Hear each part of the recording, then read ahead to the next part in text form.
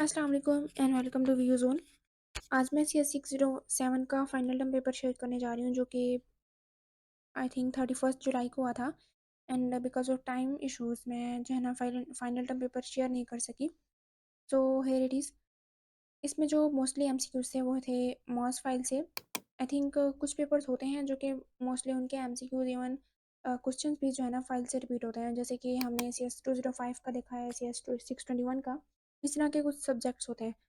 So first of all हमारे पास MCQs हैं। Machine learning typically follows three phases according to finally.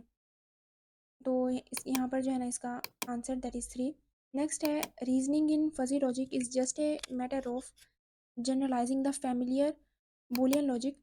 इस तरह के एमसीक्यूज में आपने कॉन्सेप्ट कंफ्यूज नहीं होना, क्योंकि यहाँ पर जैसे यहाँ पर नीचे एक एमसीक्यूज आ रहा है, यहाँ पर है इम्प्लीकेशन मेथड, और इसी तरह का एक और एमसीक्यूज आता है जिसमें यहाँ पर होता है बोलियन मेथड या इस तरह के कुछ भी। तो इन इस तरह के एमसीक्यूज को आपने जो है ना फाइल से अच्छी तरह से कवर करना है। नेक्स्ट है F I S is the process of formulating the mapping from a given input to an output using fuzzy logic. Next है इंडक्टिव रीजनिंग। एक minute. Inductive reasoning is based on forming or inducing a generalization from a limited set of observation। also deductive की भी आपने जो है ना definition कर लेनी है कि उसका क्या है। जैसे यहाँ पर है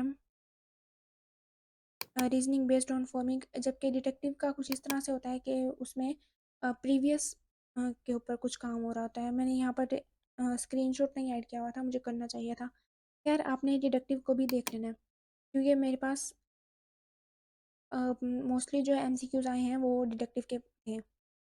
नेक्स्ट है if the antecedent is only partially true then the output fuzzy set is truncated according to the implication method. Next यहाँ पर क्लिप्स कमांड पूछी जाती है एमसीक्यूज में मोस्टली, तो आपने क्लिप्स कमांड को भी देख लेना है, जैसे कि डिलीट की कमांड, वो मतलब रिमूव, और फिर ऐड की भी कमांड मेरे ख्याल से क्वेश्चन में आई हुई है। नेक्स्ट है डोमेन एक्सपर्ट, इसकी डेफिनेशन आई हुई थी। So a dash is a person who possess the skill and knowledge to solve a specific problem in a manner superior to other, that is domain expert। Next है outputs of learning are determined by the application। The candidate elimination algorithm represent the variance space। Next है the brain is a collection of about 100 billion interconnected neurons। ID stands for interactive dictomizer। Next है deductive learning, यहाँ पर दिया हुआ है works on the existing facts, जैसे ऊपर यहाँ पर आया था इंडक्टिव की। सिमिलरली यहाँ पर मैंने नीचे शेयर की हुई है डिडक्टिव की। So it is the learning works on existing fact and knowledge and deduces the new knowledge from the old। Next है fuzzy logic। So let us define more realistically the true definition that define the real world, so that is fuzzy logic। So it is a subset of conventional boolean logic। आपको ये दो तरह से MCQs आ सकता है कि conventional आपको MCQs में ऑप्शन में दिया हुआ हो, या तो फिर Boolean.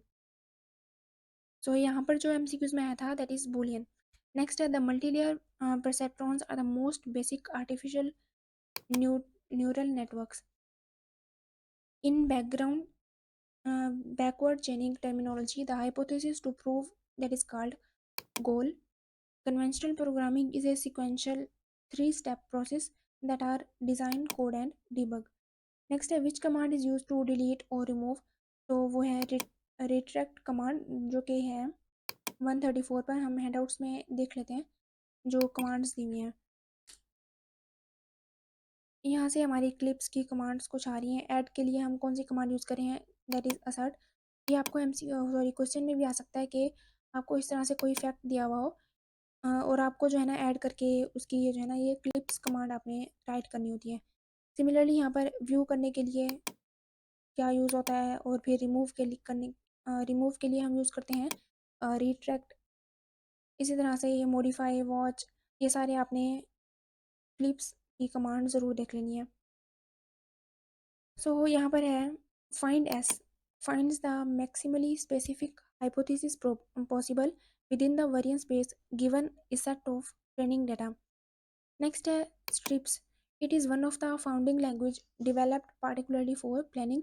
The purpose of computer vision to study is to study algorithm techniques and applications. Next है clustering. It is a form of unsupervised learning in which the training data is available. ये जो है ना, आगे कुछ भी था, तो ये चीज़ आपने भी एमसीक्यूज के लिए करनी है. The famous clustering algorithm are self organised maps, that is SOM and K means linear vector quantisation. इस तरह का भी आपका एमसीक्यूज आ सकता है. एक क्लस्टरिंग एल्गोरिदम में मतलब कि कौन से 3 ऑप्शन ठीक दिए हुए होंगे और एक होगा जो मे बी रॉन्ग हो सकता है. तो रॉन्ग वन को आपने जो है ना फाइंड करना होगा. नेक्स्ट यहाँ पर क्वेश्चन स्टार्ट हो रहे हैं. तो यहाँ पर क्लिप्स की कोई कमांड आई हुई थी जिसमें हमने डाटा ऐड करना था, जो कि मैंने आपको यहाँ पर क्लिप्स की कमांड दिखाई है, एडिंग फैक्ट. तो वो आपने ऐड कैसे करना है यहाँ से देख लेना है. और फर्दर अगर आपके पास कोई क्वेश्चन हो तो उसको आप सिंपली चैट जीपीटी को भी दे सकते हैं कि इस तरह का मुझे इससे रिलेटेड कोई एग्जांपल दो या कुछ भी, कि मुझे जो है ना अगर एग्जाम में इस तरह का रिलेटेड कोई क्वेश्चन आता है तो वो मैं कर सकूँ. नेक्स्ट क्वेश्चन है difference between forward and backward चेनिंग, that is page number 123. हम देख लेते हैं. फॉरवर्ड चेनिंग और नीचे दी हुई है बैकवर्ड चेनिंग, इसको आपने देख लेना है. नेक्स्ट है single layer and multi layer, इन दोनों का डिफरेंस. और भी कुछ क्वेश्चन थे जो कि कॉन्सेप्चुअल थे. एक्चुअली एमसीक्यूज एंड क्वेश्चन दोनों ही CS607 में कॉन्सेप्चुअली आते हैं, तो आपको इस तरह से भी प्रिपेयर होना चाहिए. एक्चुअली वो वैसे इतने टफ नहीं होते, इजी ही होते हैं. बंदा अपनी वर्डिंग्स में या फिर अपनी तरह से उसको सॉल्व कर सकता है. बाकी thank you so much for watching. Hope so मैं जितने भी फाइनल टर्म पेपर अपलोड करती हूँ आपके लिए वो हेल्पफुल होते होंगे. अगर आपको कुछ हेल्पफुल आपके लिए होता है तो काइंडली फीडबैक ज़रूर दिया करें. Thank you so much. मिलते हैं किसी और फाइनल टर्म पेपर के साथ. अल्लाह हाफिज़.